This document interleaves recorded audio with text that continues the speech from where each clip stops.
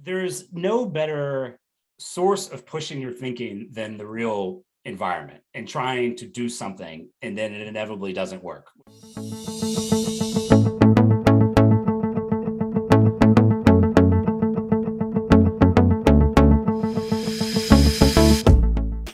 Welcome to Split Decision, the Decision Science podcast, where we hear from experts working in policy and practice. I'm Sarah Vide, and in this episode, I sit down with Dr. David Yokum, Director of the Policy Lab at Brown University, where he leads a wide portfolio of work leveraging scientific methods to improve public policy and operations. David was previously the founding director of the lab at DC in the DC's mayor's office, and before that, a founding member of the White House's Social and Behavioural Sciences team under former President Obama. All three adventures have delved deep into his passion for building scientific capacity within governments, as well as partnerships with universities, and have since inspired replications across the world. In today's episode, we hear more about David's exciting work in this field, including his research conducting the world's largest field experiment of a police body-worn camera program in the US. We also delve deep into some of his expert tips and advice on how others can follow in his lead in bringing together science and policy. To learn more about David, visit his team's website at thepolicylab.brown.edu. So welcome, David Yokum, to Split Decision. Hey, Sarah, it's great to be here. So our listeners would have heard just now a little bit about your experience really working at the forefront of applying science to policy. So my first question is a bit of a big one, and that is why? Why did you get interested in this process, and what value do you see in this kind of work? I think it's always been in my blood in some sense to have this kind of intermixed interest in both the science of why people do the things they do. I mean, it's just fascinating in its own right. But at the same time, why we do the things we do, how we might respond to different incentives or contexts is a pathway for thinking more carefully about how to design our environment to facilitate the kind of things we want to get out of life. And I'm sure we'll get all into this with particular examples, but I'll tell you that like early on when I say it was in my blood, and this is not a scheme I had as a small child to like work in public policy, but looking back, I can see little details that make some amount of coherent sense. Like when I was in high school, I grew up in the southeast of the US and was in Mississippi in particular, and went and tried to convince the state legislature that school buses should have seatbelts. They actually don't have seatbelts, or they didn't then. And come to find out, it's probably because, at least with the American buses, the way that like padding on the seats work is that the seatbelts don't actually provide a lot of safety protection. Like you can, I mean, I kind of envision like kids ping ponging between the cushiony seats or something like that. But the point was that the real value of seatbelts, when you've got literally a captive audience of small children who are learning their habits, like this is the moment to teach them the habit of wearing a seatbelt. And that's the real policy objective, even if it doesn't have an immediate safety kind of environment. So notice that's a very kind of psychological perspective on a public policy goal. Yeah, you don't strictly speaking need it for the immediate safety concern, but if you know something more about why people in this instance develop habits or not, that can inform a slightly different policy approach than if you were doing a kind of traditional, just like, does the seatbelt immediately provide a return on benefit in our budgeting for school buses?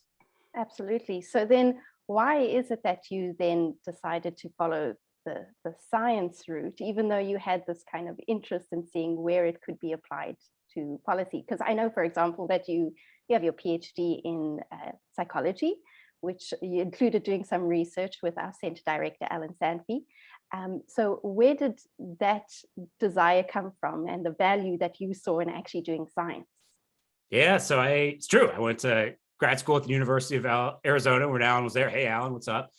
And to elaborate on what I was kind of alluding to from both one, it is just fascinating to understand the psychology of judgment decision-making, right? Even just at a personal level, why we sort of have the beliefs that we do, how those beliefs convert into motivations, how those in turn convert into actual decisions. It's just an interesting space for self-reflection and understanding who you are as a person. And the science here is one with all kinds of unexpected past, just because so much of what we do isn't in our conscious stream of access, but it has to do with habits built over time, with other kinds of elements of the biological builds of our brain.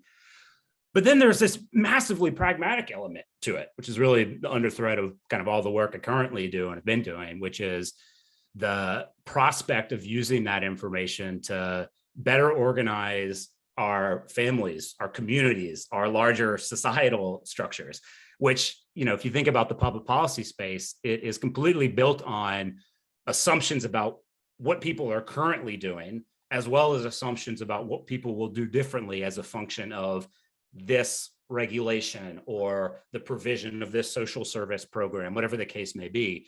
And the assumptions might be right or wrong. And scientific methods, both from cognitive psychology, but from other fields as well, I think have something to offer in getting more accurate about those assumptions. It's not the end all be all, right? The technical inputs on those questions aren't going to dictate public policy, as I hope we get into. There's a lot of other kinds of value judgments that come in play that are kind of outside the bounds of a technical input. But this prospect that we could use an understanding of the mind to better organize our communities, to enhance the kinds of things people are trying to do for the quality of their life, it's a very rewarding line of work, and it's just endlessly interesting. And could you tell us about something that perhaps has been surprising about trying to do this? Because you definitely have been in a lot of positions where you were founding initiatives. So could you tell us a little bit about trying to navigate that, starting these up? What has been surprising, or what has been, kind of a hurdle?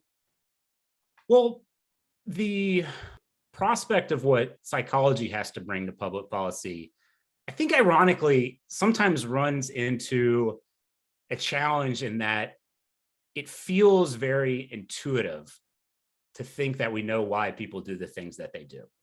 And what I mean by this is that, if you're trying to build a bridge over a river, there's no intuitive access to know how to do that. It's quite clear you need engineers, you need to know things about the mechanics of sand underwater and physics on how to make the poles go and things like that. But for a lot of social service provisions and a lot of things that have to do with human motivation, it's very tempting to want to just sort of introspect and say, well, why would I, what would I do if the tax structure changed? Or, why would I be more or less willing to go searching for jobs, or whatever the case may be? And since we have a direct access to our own intuitions about these things, it's a very deep lure to want to say that information immediately available to us is something we could then project out into a community or a larger population. And so there's a certain challenge in trying, I think, to stay sharp on the fact that you really do need to be pretty disciplined in how you ask questions and how you collect data to try to answer those questions in ways that go above and beyond what your own intuition might be. And that's kind of a error that sometimes people make if they fall prey to it. But I guess the silver lining is that if you, as a psychologist, have ever found yourself kind of wondering why you're not getting more traction and starting a conversation, it's very unlikely that it's coming from a place of someone not caring. I've yet to meet anyone who doesn't care about trying to be accurate in the kinds of policy choices that they're making. They might just think they already have things figured out. And so a little bit of curious exploration on why the assumptions currently in mind might be on shifting sand and maybe aren't quite as stable as you think can be the pathway to open up a conversation about trying to actually use some of the methods that psychology and other fields have to bring to the fold. Absolutely. And so potentially one of the things is that we need to have a clear understanding and expectations about what science can and cannot do, and what policy can and cannot do. So could you maybe speak to a little bit about, from your experience, what do you think policymakers should know about trying to apply science? What is the scope of trying to apply science to day-to-day governance? Maybe I'll try to answer by also interjecting just a concrete project example. I mean, sometimes it can be hard to track what we're talking about if it stays too abstract here. And so one, I'm happy to talk about any number of projects that we've done at this point, but one that we did when I was still in the District of Columbia government, this is in the US, it had to do with the question of how to improve relationships between the police department and the community. Very important issue in the United States, but everywhere. And the intervention at play was the use of body-worn cameras. So literally cameras that officers would wear as they're walking around on their beat. And it's under the theory deep in the field of psychology that if people know that they're being observed, they'll presumably act differently. And presumably further still, not just differently in some random way, but more in compliance, whatever kind of the social norms are. In this instance, the hope being that if officers and residents know that they're on film, maybe the likelihood that things kind of escalate into some sort of a aggressive or violent exchange becomes less likely. That's the theory anyway. And there's, research in other settings suggesting that people act differently if they know they're being observed. It's not airtight. Some things have failed to replicate, but it does say, like intuitively, if you're ever like giving a tip or something, like you're in the back of the cab and the cabbie can't see you, versus the scenario when like the cabbie turns around and you give the tip right in front of them and they can see the amount you put in, like, everybody tips more when that person sees the tip they're giving. That's just like one example. So with this, we wanted to actually test whether that was the case in the police setting. Would it actually lead to, for example, fewer uses of force, fewer complaints if officers were wearing cameras? And we can get into the details on this if you want to, but here's the point I want to make for answering, sort of using this to answer your question about the interplay with the sort of political process. Answering that question of the impact of body cameras is something where there's a lot of technical inputs.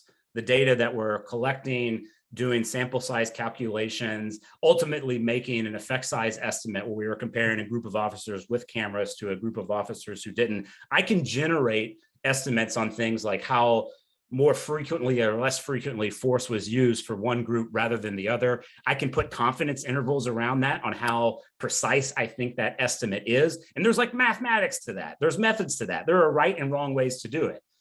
But at the end of the day, how big of an effect size is big enough to justify or not whether you want to continue a program like that? How certain you need to be in that estimate? And other kinds of things of that category are value judgments. As a scientist, I can compute an effect size for you, but I cannot tell you how big of a reduction in uses of force is big enough to justify spending millions of dollars on a body-worn camera program rather than spending that money on an educational program for kindergartners, for example. And so I think a challenge for this line of work and a real opportunity for where researchers and policymakers can come together in a more productive way is to have deeper partnerships where there's a heightened awareness about what elements of a policy choice are technical inputs, like the actual calculation of an effect size, and which inputs need a way of curating values, which you might also call politics, to actually reach a decision. That would be things like how big of an effect size is big enough to invest in a particular policy choice. So that would be one concrete example of trying to answer your question. Absolutely. Yeah, that's super fascinating. And I think it would be great to go into more detail about that, and specifically about how you designed that study. So it was the world's largest randomized control trial on body cameras. There was a lot of work that went into the design of it, and also engaging with people that perhaps the usual academic researcher might not want to or might not have the opportunity to engage with. So can you tell us a little bit about how you developed that? It's a project that I do think illustrates a lot of opportunities for this type of work. I mean, just notice right off the bat that this is one of the biggest social policy questions in America at the time. It's a very complicated field program. And so it does illustrate that it is possible to use high quality methods in helping answer some of our most controversial questions, which is exactly what science should be prioritizing, right? The way we did it was by way of something called a randomized controlled trial, or an A/B test. Kind of goes by different terms in different fields, but at its most basic level, imagine taking a group of, say, 1,000 officers, and for every individual, we kind of like flipped a coin to decide whether or not they would be given a camera. If it's a heads, you get a camera. If it's a tails, you don't. And so if you do this coin flipping over and over again, you end up with a group of 500 officers with cameras and a group of officers of a similar number who don't have cameras. And you compare those two. That's your so-called, treatment and control group. And to just like prime the intuition of folks who maybe aren't familiar with randomized controlled trials or RCTs, this coin flipping is a really powerful way for positioning ourselves to make causal inferences. And you might think of it by way of contrasting it to other methods that can also create treatment and control groups, right? So like you could imagine, for instance, just looking over time, like you've got the DC police officers for all prior years, they don't have cameras. In 2015, we give them all cameras. Like we could just compare 2016 to 2014 using the officers themselves as a treatment and control, and lots of methods do this. They're called pre-post kinds of methods. The big challenge, though, is that lots of other things are changing in the background, right? And so in DC, we got a new chief of police.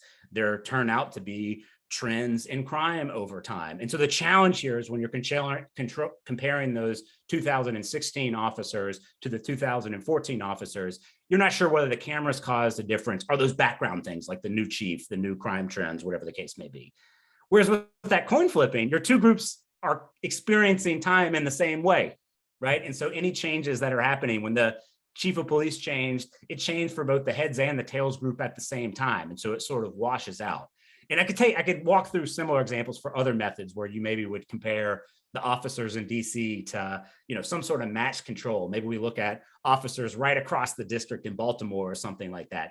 There again, different problems surface, which is that any difference you see, maybe it's the cameras, but maybe it's the fact that Baltimore and DC are very different in ways that maybe we don't even understand. But again, with the coin flipping, it's officers all in the district. So the coin flipping is like the great equalizer to create the expectation that on anything you could think about and all the things you can't think about, you would expect on average for those two groups to be the same, which means that you wouldn't expect them to look different at the end of the day on something like the likelihood of using force, unless the one thing you've controlled to be different about them, namely whether they're wearing a camera or not, causes a difference.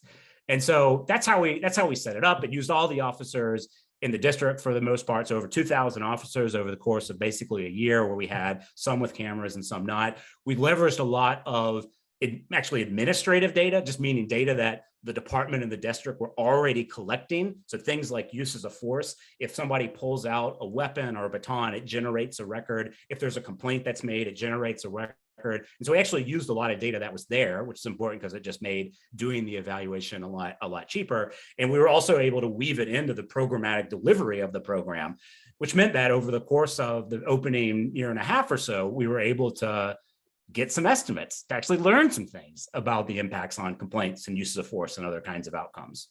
Absolutely. And can you tell us the results of those studies? So what did you learn from doing that process? It'd be really cruel if I didn't tell you, wouldn't it? People will have to look it up, and yes. Which they can. You must read all of my papers and technical appendices to actually get the answer to this. The thing I might first invite listeners to do is make a prediction on what you think's going to happen. And this is actually something we did for real in the project, as we actually, as a part of the process of engaging the community on this project, which, as you alluded to, Sarah, was a major part of this. We collected predictions. And this is really important because, like with a lot of things, once you know the results, it can be really tempting in retrospect to think you would have predicted it all along, right? It's why we've got the cliches about Monday morning quarterbacking and all this kind of stuff. And so, right now for folks that are following along, like seriously, think about like, what do you think is going to happen? Are uses of force going to go down? Are they going to go up? Are they going to stay the same? I got to challenge you to actually write this down for a second. Okay, you've done your homework. Here's the top line results. At a high level, the primary outcomes we were examining and were best kind of positioned to learn about, whether uses of force changed and whether complaints changed, we actually didn't see any meaningful difference between the two groups, meaning that the sort of rate or the number of uses of force we were seeing for the group of officers with cameras was about the same as the group of officers without cameras. And so was the number of complaints coming in to both groups. This was true for any kind of way we sort of sliced and diced the data, looking at like subtypes of uses of force, different types of complaints. It didn't seem to be having any differential impact. We tried to peek at some downstream outcomes, by which I mean, I kind of earlier alluded to the theory that the cameras on a person might actually influence the behavior right in the street because people know they're being watched. There's another possibility, which is, maybe the behavior on the street doesn't change, but the camera footage itself becomes helpful after the fact for things like better resolution of disputes, for perhaps looping back into officer training and so on. We weren't fully powered, or we didn't really have enough data to fully flesh out those questions, but we at least tried to peek at whether, for example, the likelihood that a case was prosecuted through or a complaint led to a finding against the officer, there again, the rates between the two groups didn't look any different, but we have a lot more uncertainty about whether that's really the case or not, just because we didn't have quite as much data. And so that's really the top line result, is that if you were expecting, as most people were at that time, both in terms of media logic for funding this, but also those sort of predictive polls I was talking about, most people were predicting that we would see these kind of large decreases in uses of force. We'd see large decreases in the number of complaints, and we didn't find that. And so if that was the kind of advanced prediction you were having or belief you were having, the results here should give you just a little bit of pause and make you a little bit more doubtful that you're going to see large reductions in use of force and complaints in particular. It doesn't mean that, to jump to this a bit, it doesn't mean that body cameras are a bad idea. And this is actually something we emphasize a lot in the paper. In some ways, the paper is in the project is a little bit unique in that I spent most of my time trying to talk about what this null result does not mean. And it does not mean necessarily that the cameras have no benefit. Two examples. There's the possibility that cameras being there deters very, very, very rare events. Maybe there's one or two cases, right? That would be, the cameras would be critically dispositive of. And to detect changes that small, it's just really hard to do it. You need a ton of data on it.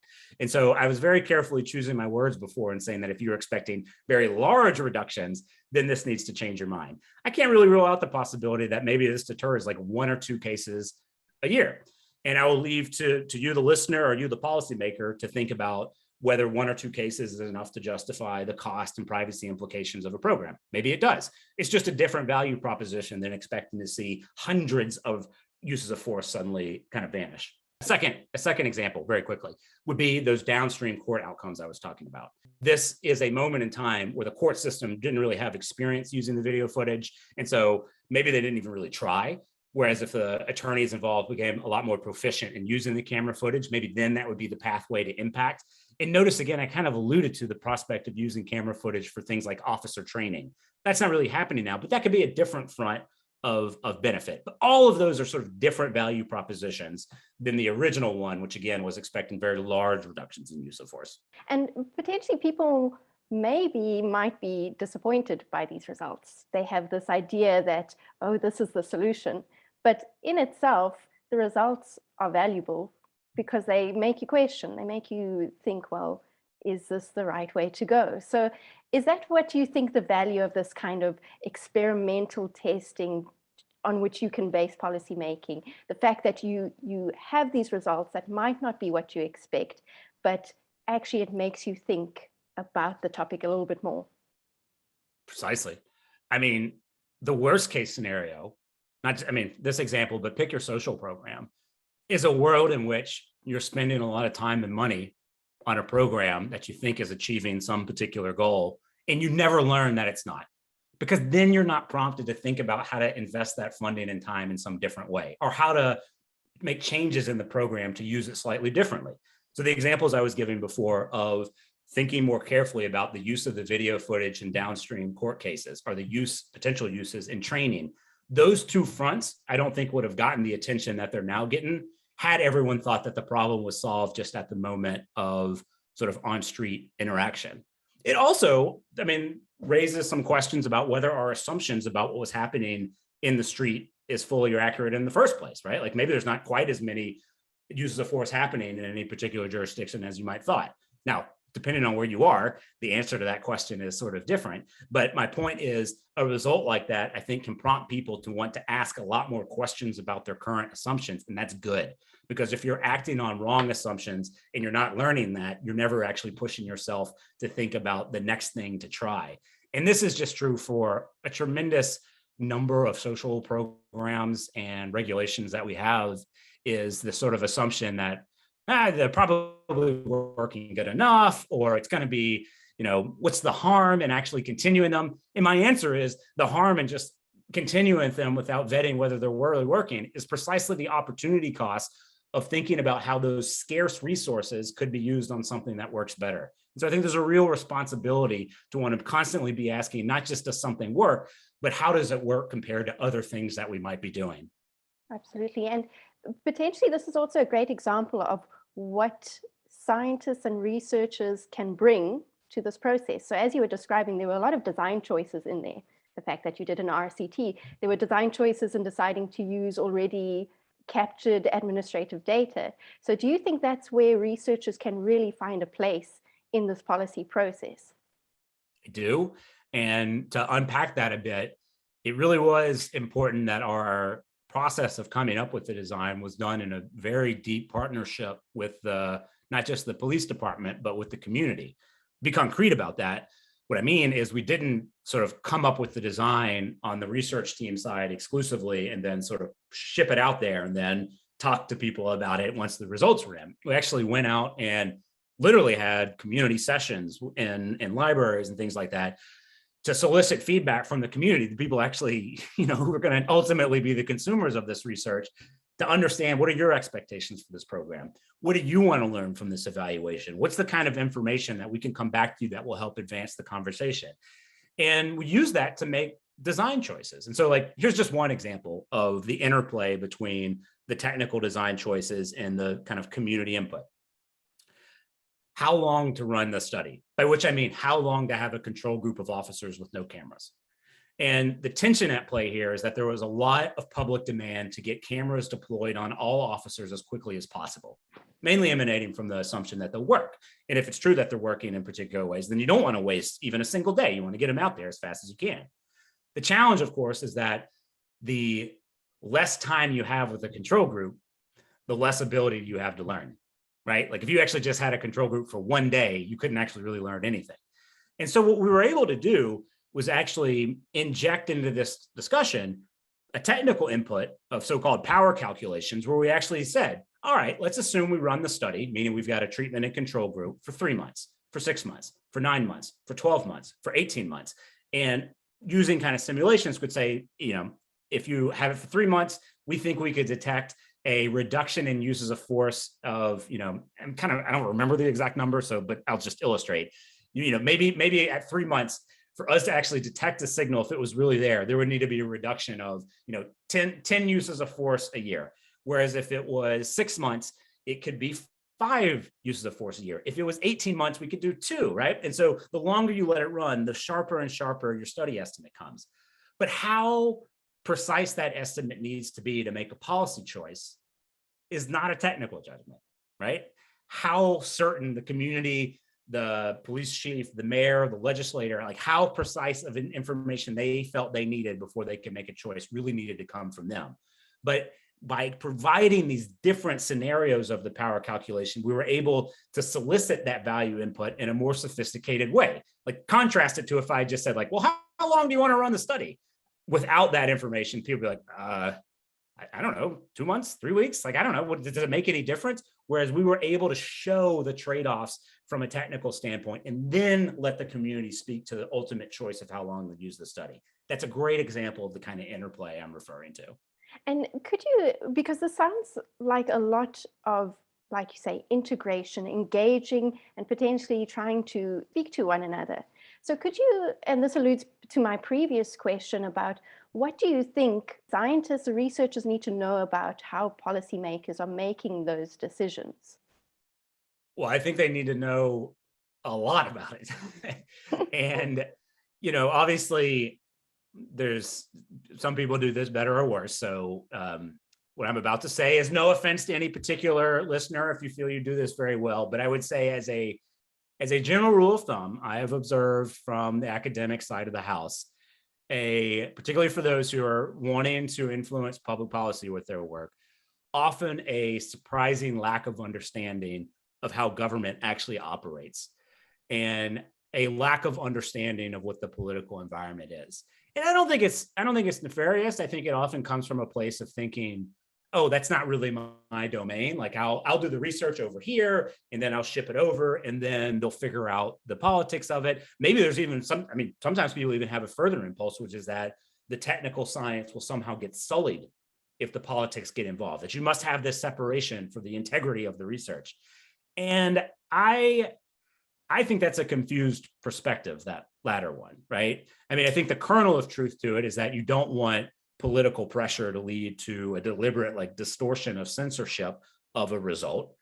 But that's a very different prospect than having familiarity with political constraints and political needs inform the research, which is to say, for example, the public community, the political process, I think is a great source for helping inform what's a question that's worth prioritizing answering. I've given examples of how the public is the right input for things like how big of an effect size is big enough to justify wanting to spend on policing rather than education or vice versa. Those are very different. Those are substantially different categories of value inputs than one of concern about like, hey, I've got this finding and then there's political pressure to distort it or censor it. And I think the concern with the latter has sometimes led to academics sort of retreating on the former values inputs. And I think that's a huge problem because it leads to the situation where you might just be answering questions that nobody is prioritizing. You might be making recommendations that are frankly naive and not helpful, which is to say, if you're recommending an intervention that costs 10 times the budget that has like ever been present in an agency, I can tell you, because I've worked in government, I can tell you as somebody like on the government side, it's very frustrating to like know what to do with a recommendation like that. And it doesn't lead to any kind of obvious thing like, well, they're recommending a $10 million program to, reduce truancy in school, but I only have $3 million. So what do? Do I like cut 7/10 of the program and away? Like, what are the components I have to remove?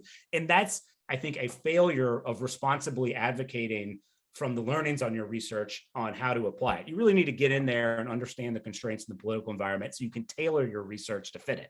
If we try and break this down a little bit, so I, as a researcher, am really interested in policy. I think potentially my research could be useful to them.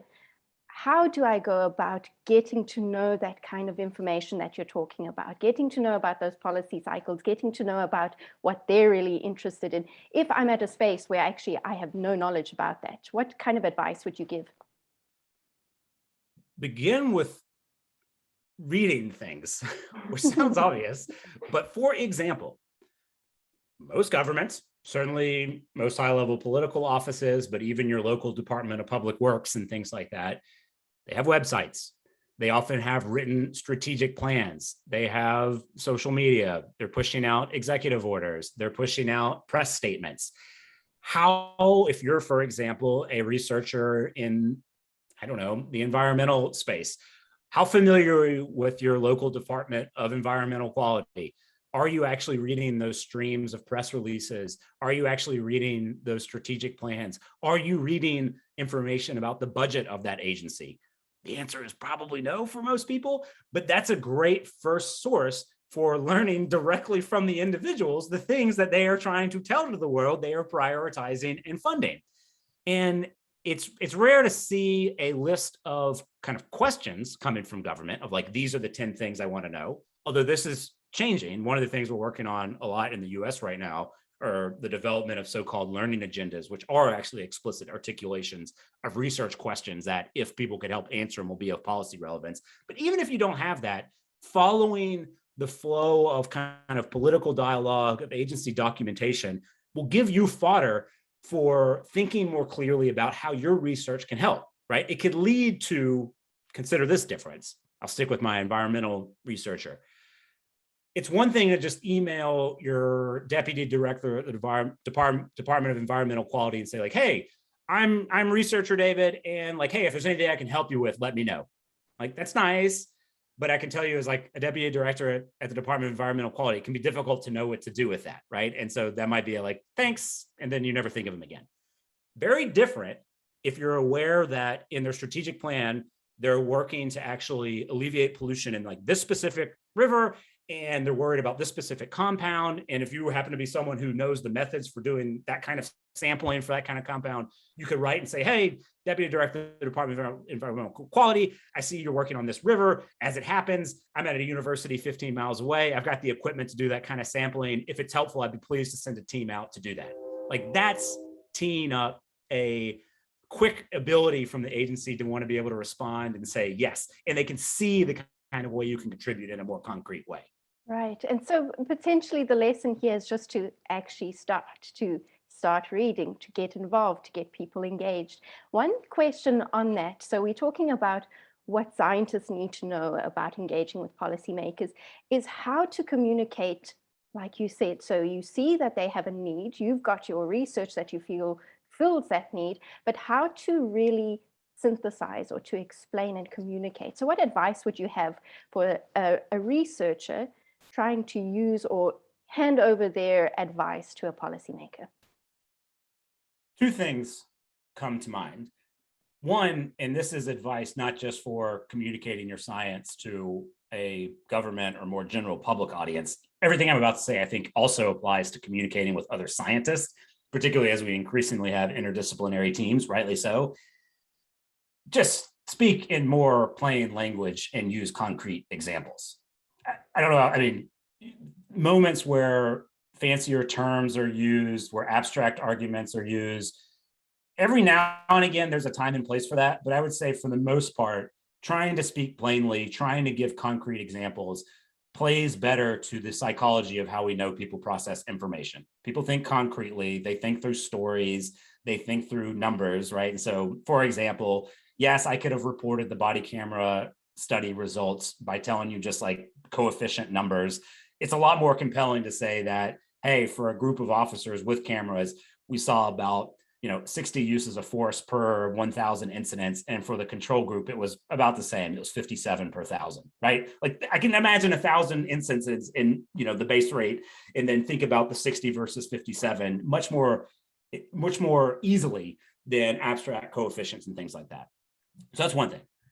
The second thing I say, and it overlaps a little bit with my prior advice about kind of following the flow of information in the agencies, is to, where you can, try to get some more direct personal exposure to the government mechanisms. And what I mean by this, and maybe to put it by way of like a specific recommendation, is I think when it comes to public policy, it's easy for people to sometimes like want to jump immediately to like influencing the president or like something at the whole national level. And you skip over all of the local government, which is often a much more accessible place to begin.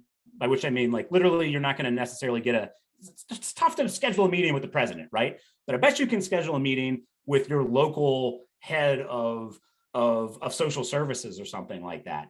And I think that exchange, that sort of beginning by engaging your local government, is a way to build up your own familiarity with kind of the rhythms of bureaucracy, how budgeting works, how procurement works, what is the kind of exchanges that those agencies are having with people in the community. And I think the reason this is connected to your communication point is that experience being directly in the sort of culture of government and public affairs will heighten your intuitions about sort of how to talk about your work, as well as when and to whom to talk about your work. And there's no like precise, here are the three things to get that right. It kind of depends on the government you're dealing with, the issue you're dealing with. And so it's kind of something you got to build intuitions on more than anything else. And there's really no better way to do that than to get started, right? So volunteer for a local committee, volunteer to go help out at that local municipal water plant or just anything to start to get yourself in there a little bit. And I think it will help you. In the same way, by the way, that if you're someone who's listening, who's an academic and you've been in a university setting for most of your career, it can be difficult for people you're interacting with who are not in the university setting to fully relate with the kind of flows and pressure and culture at the university setting. And maybe you even struggle to describe it fully, but think about how you might have an impulse of, oh, well, if they would just like come over and spend some time on campus, join me in a faculty meeting, then they would probably get it a little bit more. You're totally right. And the same thing is true for government, right? And so where you're feeling any frustration of people not understanding you on the academic side, think about maybe flipping the table and asking yourself, are you doing things like that to have good impulses about the government side of the house? Right. And so this kind of teaches us that it's about being open and actually, like we said earlier, getting started, just being open to that, creating those opportunities for yourselves that you may not previously have had. I think these kind of topics are really helpful when you explain kind of more practical examples. And I'd love to speak to you about another one of your studies. So we've spoken about your body camera study. So could you tell us a bit about the study in which you were looking at increasing vaccination rates? And now this was pre-pandemic, so it was in a bit of a different context. but there's still some really valuable lessons from that. So could you tell us about that? Yeah, it turns out we were struggling with vaccination even before COVID. Ahead of the curve. This is in the US context when I was working in the federal government in the US, and the particular vaccination program at play was for influenza, which is a yearly issue and continues to be right now. Please go get your flu shot if you haven't yet. And the touch point that we had was actually sending out letters to Americans across the country, lots of them, hundreds of thousands of them, right? And this is coming on the heels of theorizing that many folks might not get vaccinated because of lingering either concerns or perhaps not appreciating the rationale for getting vaccinated. Because after all, it is an inconvenience to go get vaccinated. It takes time, it takes effort. Maybe you're worried about side effects, feeling sick for a day. And so it's important to understand the sort of rationale for doing something like that. And we designed many different kinds of letters and use that kind of randomized control trial method I was talking about to mail out different letters to different randomly selected groups of Americans. And then we were able to use administrative data again. So again, these are those records that sometimes you can find that are already being collected. In this case, the flu vaccine is billed for against certain health insurance programs in the US that were run by the federal government. And so we could actually use Medicaid and Medicare records to see if people who got our letter actually got vaccinated, or at least if they got vaccinated in a way that they were getting reimbursed for. So that was sort of the setup.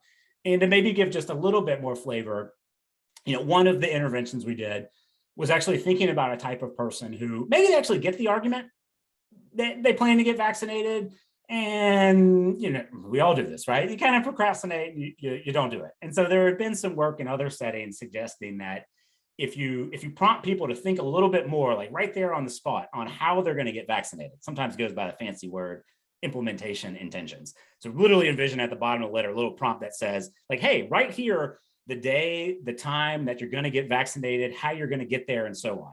And the theory here is that if you actually spend the time to think about that right then and there, you on the one hand kind of elaborate something in your memory that makes it more likely that, if you said, oh, on Tuesday afternoon at 4:00 after I pick up the kids, I'll go get vaccinated. When Tuesday at 4:00 comes around and you pick up your kids, you go, oh, crap, I'm supposed to get vaccinated now, right? The second thing that maybe come into play here is it could help you troubleshoot problems, right? And so if you're thinking, oh, I want to go get vaccinated on Tuesday, oh, but like I'm going to have to be able to drive. It's going to be important that I talk to my spouse and make sure I have the car that day. Whereas if you didn't do that advanced thinking, Tuesday rolls around and you're like, crap, I don't have the car, you can't go. So that was a kind of intuition. There were studies done in other settings suggesting that implementation intention prompts were powerful for leading to behavior change, including on vaccination specifically. We tested it. Here again, make your prediction on whether you think it worked or not before I reveal the results. It didn't work here. It didn't work here. And I think the reason why, and this is an important window into how context specific a lot of these types of interventions can be, and why it's so important to couple the design component with the experimental component. We weren't able to really do implementation intentions at the level of detail of some of those prior experiments I was talking about. Specifically, the ones that were done previously were done in a large private firm where they not only had people sort of write out their plan, they provided right then and there information about which kind of like clinics and offices in their building were giving out vaccines at particular time. We couldn't do that in the US context. We're mailing this to hundreds of thousands of people, and like where they're going to get vaccinated is something we have no idea about. It's local doctors and stuff. So we had to leave that detail out. But in retrospect, if you think about this concept of the implementation intention, people they do need to know what to implement to be able to even think about it. And so if we have people getting this letter and asking them to say their plan or think about their plan, and they don't even know where to begin, they don't even know where the vaccines are available, they're not going to have the kind of detail and scaffolding to make that plan in the way that the recipients of those letters in the other experiments did, right? Which was not just like picking the time and day they were going to do it. They also had that direct information of like, oh, at Tuesday from 2 to 4 down on the 3rd floor, there's going to be the provision of the vaccine. That works for me. I can do that. And so it's an interplay where you can see knowing that detail is important.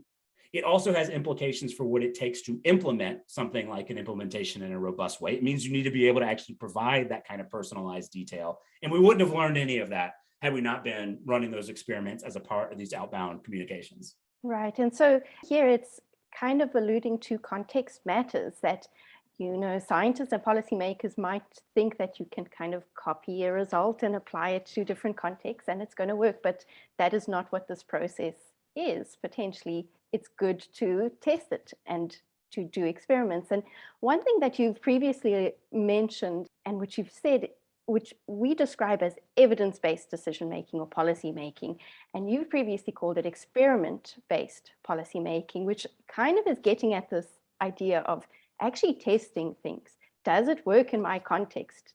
Will it apply? So could you tell us, for those who may not know the distinction between evidence-based and experiment-based?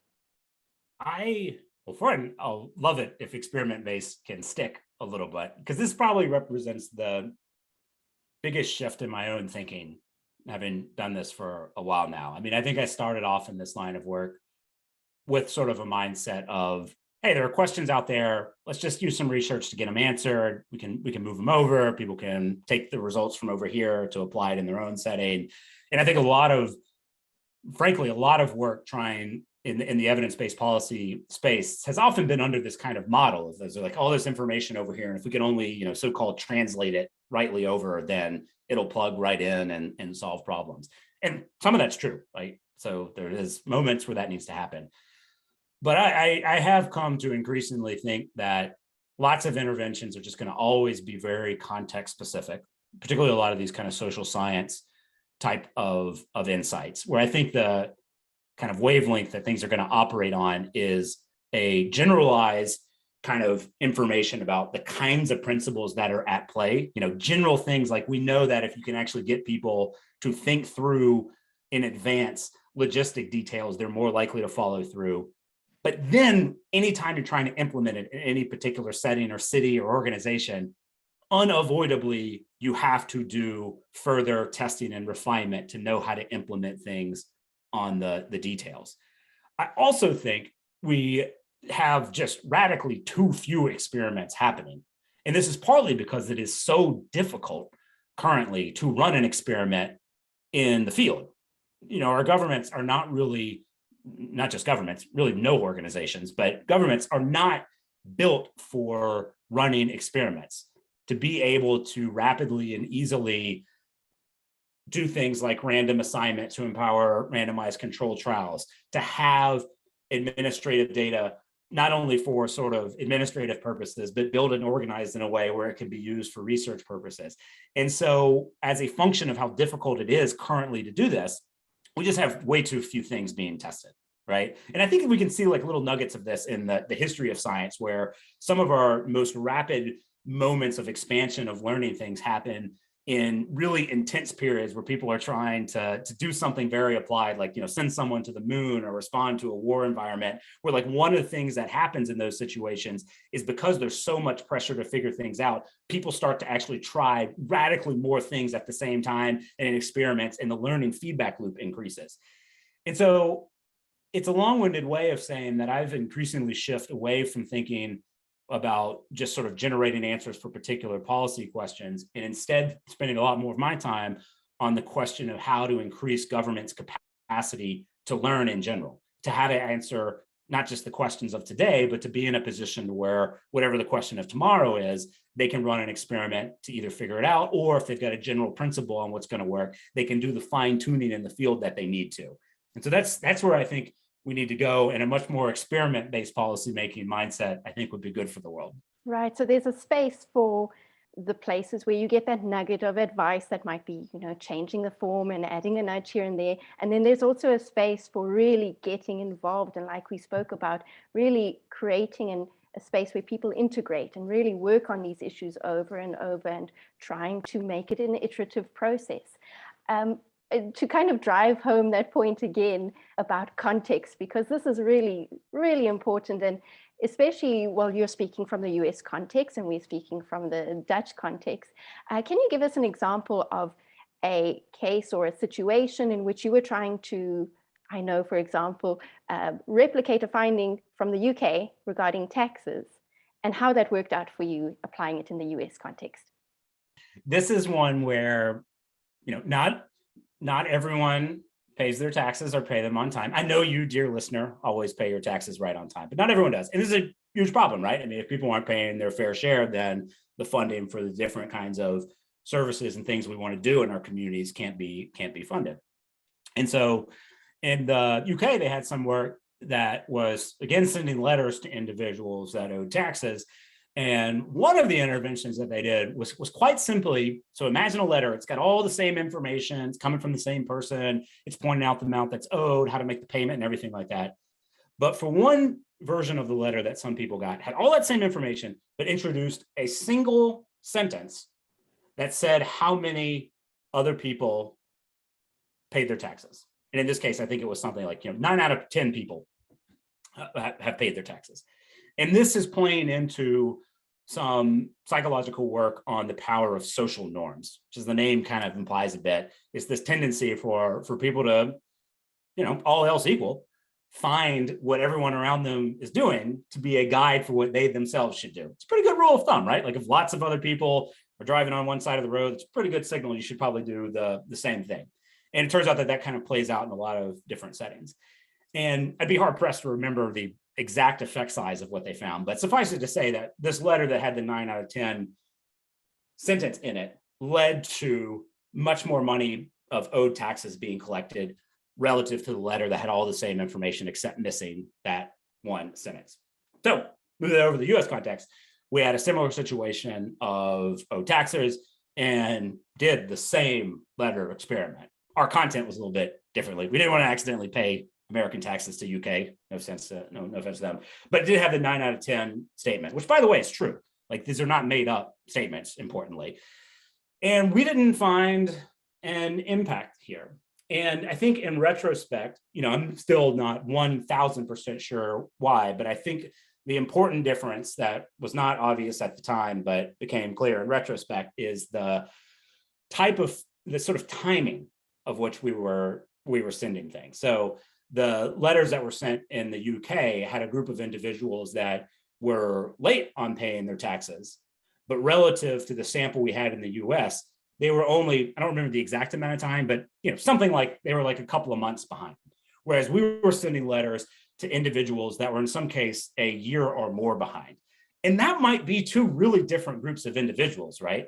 That first group who's just like a month or something behind, they might have just been procrastinating. They kind of forgot. Maybe they would ultimately actually pay, even if you hadn't sent the letter. But getting the letter a month or two in prompted them to pay sooner than, 4 months or 6 months later. And actually just getting people to pay faster is meaningful because the government needs that cash flow on the fly.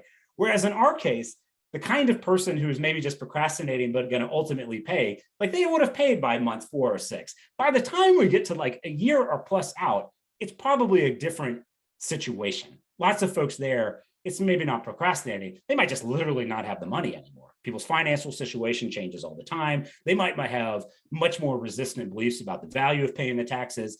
The point is, it could be something very different between the sort of timing. And so it led to a heightened awareness, not so much saying that the social norm intervention like works or doesn't work. Like that's not the point of this contrast, right? Like we're seeing lots of experiments where it doesn't work, but seeing these other places where it doesn't is leading to some insights about I kind of like imagine like various knobs you need to get well calibrated to make the social norm concept work well. And one of those knobs has to do with the timing of whenever you're communicating that information. And there's going to be certain moments where it's going to be more ripe than others. And here again, not for nothing, is just like you were kind of teeing up with the question, another great example where we've got this generalized insight about social norms, but how to apply it in any particular setting is almost always going to require a little bit further refinement in the field, a little bit further testing to make sure you've got things optimized the way you want.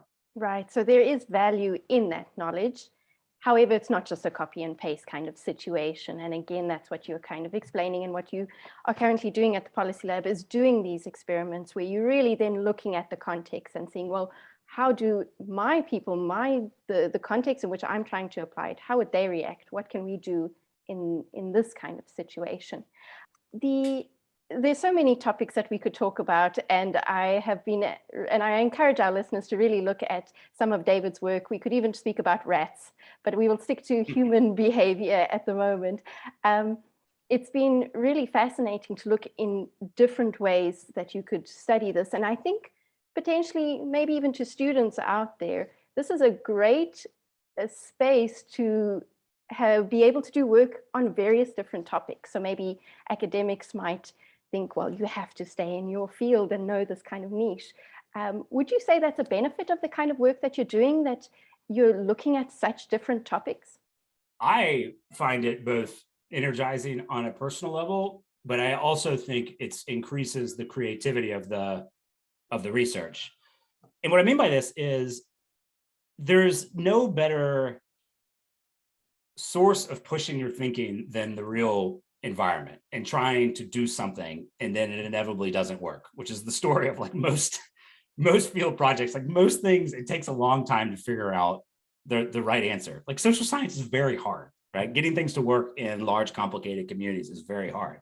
And so, like peer review and stuff like that, eat your heart out. Like if you think that is hard, try actually getting the feedback of Mother Nature or getting the feedback of 100 residents in a community who are trying to scrutinize what you're suggesting doing. Like those are great feedback loops that spark a type of kind of like pace of thinking that I think can lead to more kind of creative ideas, as well as raising your awareness that you've got something wrong faster than what the typical academic process might be. I think it's also increasingly leading to just sort of larger, more interdisciplinary teams.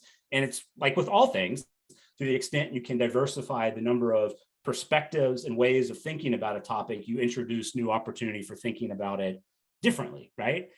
And that, I think, earlier I talked about the benefits of researchers getting more plugged in to government so that they can be more effective in their advocacy to government. I equally think the benefits flow in the opposite direction, though, that the academics' own sort of enthusiasm for an idea generation on their research is going to be improved in this way I'm starting to describe.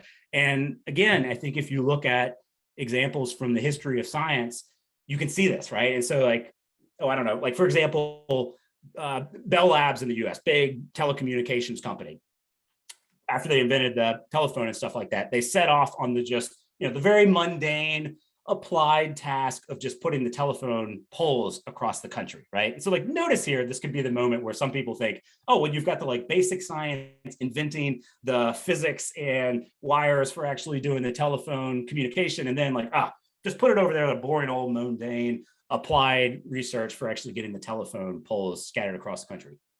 Well, here's the thing. When they tried to actually put the telephone wires out, like all kinds of problems surfaced, right? So for example, the wooden poles that they first stuck into the ground, gophers started to eat them. And so they had to actually like pause and learn about the biology of gophers and like why they eat the things that they do. They had to invent different types of sealants and things for the wooden poles so that they wouldn't be eaten. The wires, they couldn't figure out how to keep them from breaking. So they had to invent entire new physics of like the right amount of distance to have so that you could have a wire at sort of maximum strength. They would invent a whole physics. There's just like hundreds of examples of like all of these applied problems that were surfacing that forced them to be creative of it. They were actually having like so much invention that they actually came up with the process of like process management. They had to invent management techniques for dealing with the amount of innovative thinking that they were having. And this is just from trying to put telephone poles across the country. I submit to researchers that if they try to get into the field, as well as be committed to having curiosity to follow problems wherever they need to go and draw on whatever disciplines they need to solve it, even if it's not originally their own, they'll be better in coming up with solutions, and they'll enjoy it a lot more, and their research agenda will be improved. That's like a trifecta of benefits for wanting to go into this applied work. Absolutely. So if you think that this kind of work is just looking at government forms, which might sound not super exciting, this can give us kind of a space to think that, well, there is a lot of scope here, and potentially academic researchers like are really interested and curious. This is a space in which that curiosity can really flourish and you can really see how it applies. To kind of end our conversation, it's been so fantastic to speak to you. Can we maybe get some of David's top tips? So if you are, and let's look at this from this perspective of a researcher as well as policymaker. So for researchers, what should they do if they are wanting to get into this space? Some tips I'll just bring up again from earlier, which is, again, even some low-hanging fruit things. Learn about the government you're interested in, follow their press releases, read their strategic plans. Yes, go read their budget documents. I promise you, you will learn some things from that. I'd also bring back up again the value of trying to get personally involved in government. Is there a local committee you could volunteer for, or some sort of a panel? Maybe it plays to your area of expertise, maybe it doesn't. Either way, just getting in there a little bit will start to expose you to the content.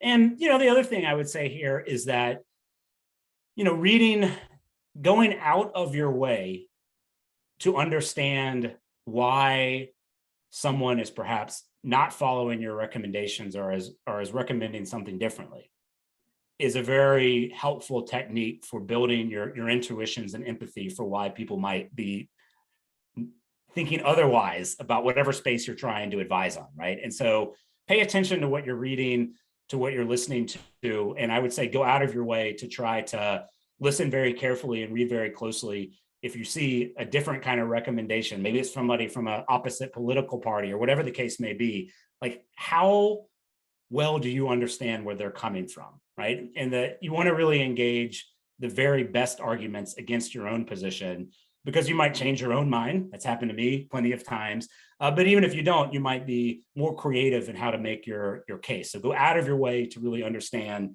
the arguments against your position, which is not something, here again, we know from psychology, that's not what people are naturally inclined to do. It turns out they're actually a little bit more inclined to go after reasons for people to agree with us. Feels a little bit nicer, but it's not actually helpful for increasing your persuasiveness or your accuracy. For that, you really need to consume the strongest arguments against your position. Right, exactly. So get involved, get out there, see where you can find these resources and create those opportunities for yourself. And now let's look at it from the other side. So you are a policymaker who is hopefully now convinced, because you have explained how great and amazing this is to get researchers involved, but you don't know how to do it. So what would you say for policymakers? Well, one thing is there can be, and I get this, there can be an urge or a feeling that I just don't have time to deal with this.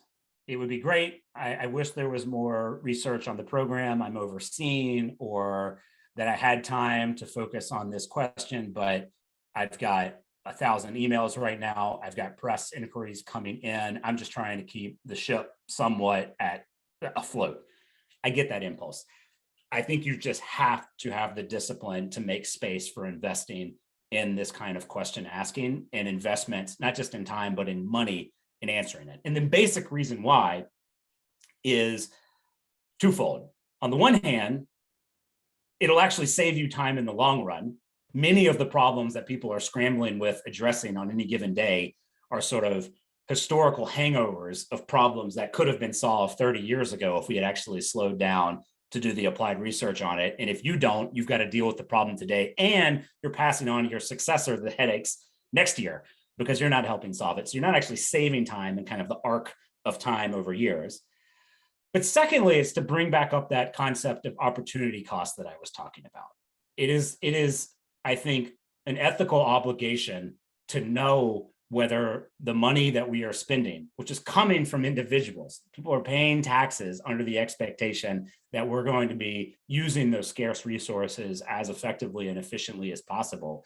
And if you've got large programmatic expenses or tons of time from your staff being spent on something, and you're not sure how well it works, you really are running the risk that you are missing on a better way of using that time and resources.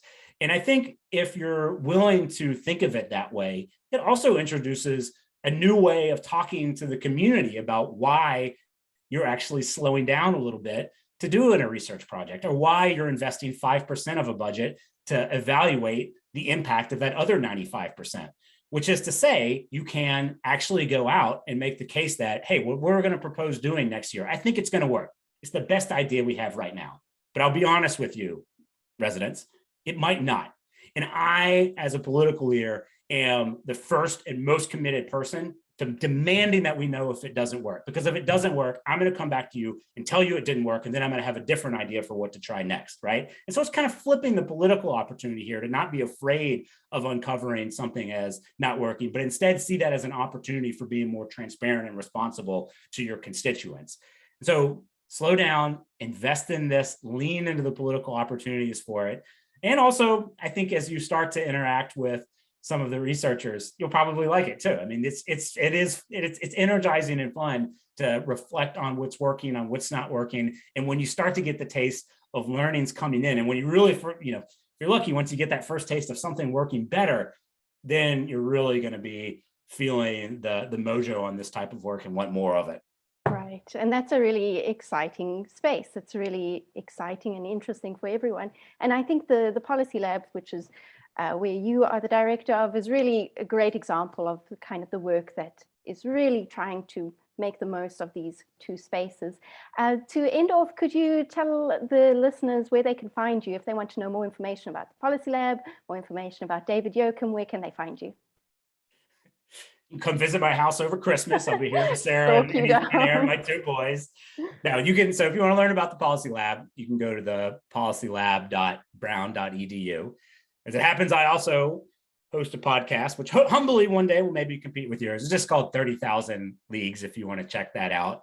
I guess I do have a Twitter account, although I almost never post to it. But I don't know. I guess, yeah, poke around at that.